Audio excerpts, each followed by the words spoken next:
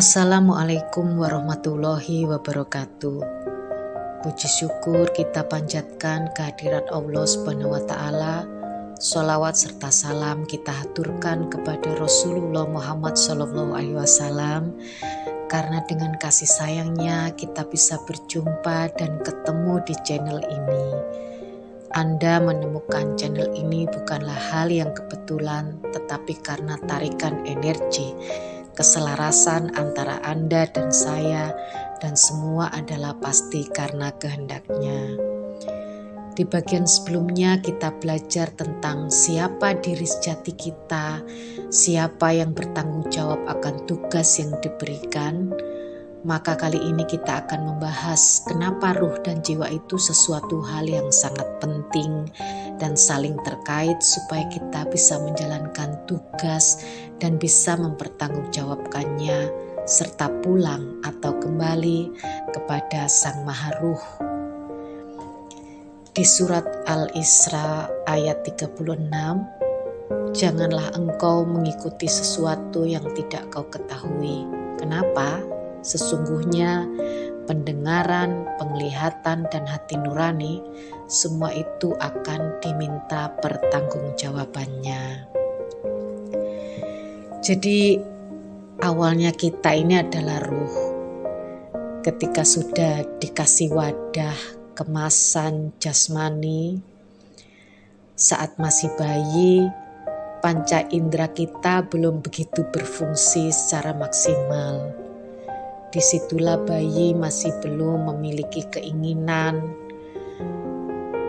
Balita pun juga demikian, dia belajar, masih explore ya, belajar. Makanya kenapa kebahagiaannya atau surganya bayi, surga yang dia rasakan yaitu dekat dengan ibunya, digendong, minum susu, bermain-main, makan permen.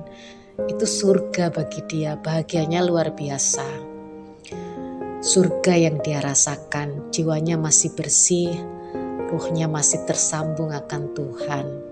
Tidak ada terpikir hal-hal yang berat, bahkan ketika situasi bahaya, dia saja tidak ngerti.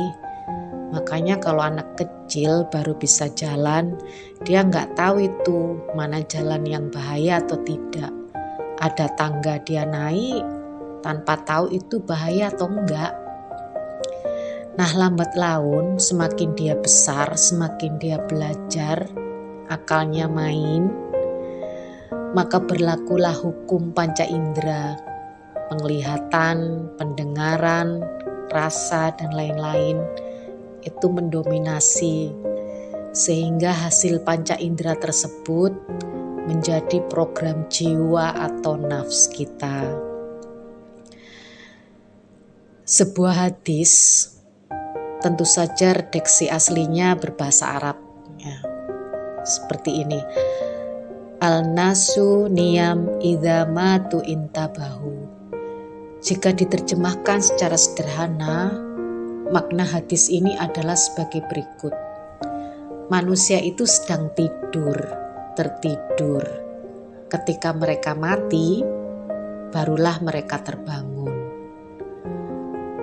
Apa yang tertidur, lalu apa yang menyebabkan kondisi tidur di alam dunia? Tentu saja adalah ruh yang tertidur. Karena dunia adalah alam materi, alam fisik, alam jasmani. Dan fisik itulah atau panca indera tadi yang menghalangi orang-orang dari keterjagaan.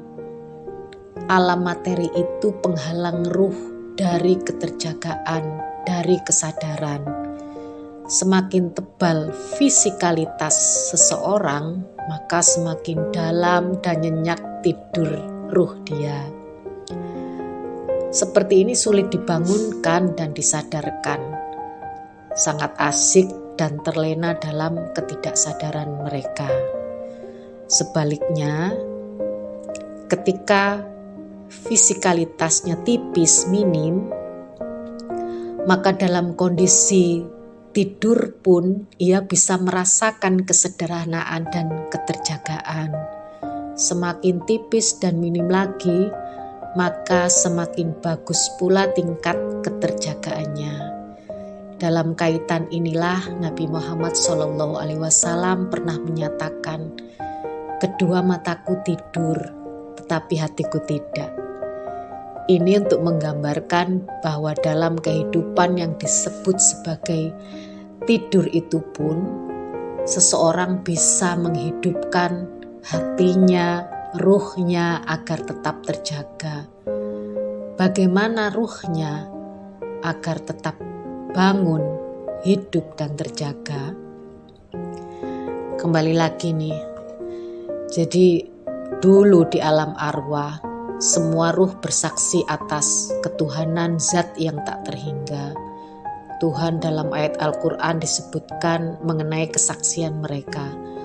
Qalu bala syahidna, mereka berkata, ya kami bersaksi.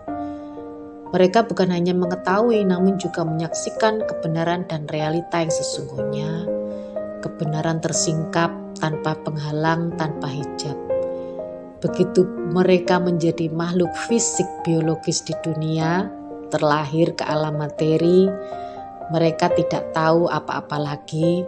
Mereka lupa semua yang telah disaksikannya di alam ruh, sehingga untuk mengetahuinya lagi mereka harus belajar, mencari dan berupaya menemukan kembali. Jadi nanti kita bahas di part reinkarnasi ya. Nah, sebagian dari yang diketahui lagi di alam materi ini bisa jadi benar-benar kebenaran yang sesungguhnya, bisa jadi juga palsu. Itulah sebabnya manusia memerlukan media dan bimbingan untuk menemukannya, membangkitkan, membangunkan ruhnya.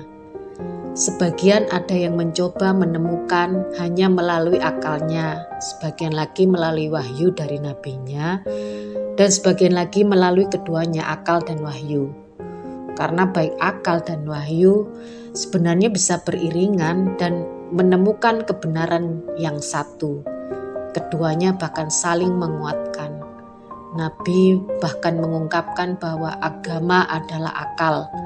Tidak beragama orang yang tidak berakal. Maka jika manusia ingin membangunkan ruhnya atau membuatnya terjaga atau mengaktifkannya, maka harus ada pengaktifan ruh yang dalam bahasa Arabnya adalah baiat. Sebagaimana Quran surat Asy-Syura ayat 52. Dan demikianlah kami wahyukan kepadamu wahyu Al-Quran dengan perintah kami. Sebelumnya kamu tidaklah mengetahui apakah Alkitab dan tidak pula mengetahui apakah iman itu. Tetapi kami menjadikan Al-Quran itu cahaya yang kami tunjuki dengan dia siapa yang kami kehendaki di antara hamba-hamba kami. Dan sesungguhnya kami benar-benar memberi petunjuk kepada jalan yang lurus. Selain itu, baiat atau pengaktifan ruh terjadi pada Nabi Muhammad SAW. Jadi sebelum peristiwa Isra Mi'raj ya, pada suatu malam Nabi Muhammad SAW berada di Hijr Ismail dekat Ka'bah. Saat itu beliau sedang berbaring. Tiba-tiba saja malaikat Jibril, Mikael dan Israfil datang menghampiri Nabi Muhammad.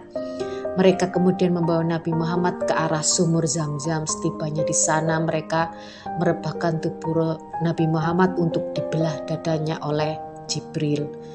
Ketika dada beliau dibelah, malaikat Jibril mengeluarkan hati Rasulullah Nabi Muhammad dan membasuhnya dengan air Zam-Zam sebanyak 3 kali. Setelah itu didatangkan satu nampan emas yang dipenuhi dengan hikmah dan keimanan. Jadi intinya baiat adalah diaktifkan ruhnya, dibersihkan dulu dari kotoran-kotoran hati atau kolbu ya. Nah nanti itu berkaitan ketika ruhnya sudah aktif, maka bagaimana teknik mengenolkan jiwa nafsumu seperti itu. Jadi semuanya tidak berjalan secara otomatis, tetapi memang harus ada teknik, cara, media untuk membangunkan atau mengaktifkan ruh kita, membersihkan jiwa kita. Saya harap sampai di sini kita paham. Di bab selanjutnya kita akan belajar mengapa pengaktifan ruh atau baiat itu penting. Jadi yang difokuskan bukan hanya jasmani tetapi juga rohani kita. Jadi barang siapa yang mati dalam keadaan tidak ada baiat di lehernya, maka ia mati dengan cara mati jahiliyah. Hadis riwayat Muslim nomor 1851. Kita belajar pelan-pelan. Saya di sini tidak menggurui atau lebih pintar dari Anda. Kita saling memberi pengetahuan supaya kita sadar, tercerahkan, awakening. Sampai bertemu di part selanjutnya. Assalamualaikum warahmatullahi wabarakatuh.